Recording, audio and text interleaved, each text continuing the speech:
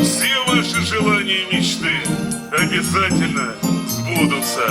С наступающим Новым годом! На родине Толбабая снова праздник. Сказочные персонажи из разных уголков страны уже в 10-й раз собираются на фестивале в резиденции удмуртского Дедушки Мороза.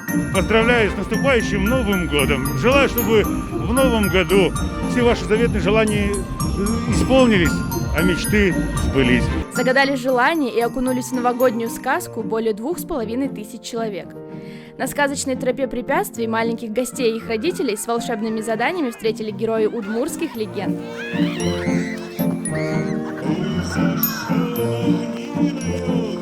С приходом темноты главный Дед Мороз страны вместе с Толбабаем зажгли новогоднюю елку. Шарканская зеленая красавица первая в республике включила свои огни.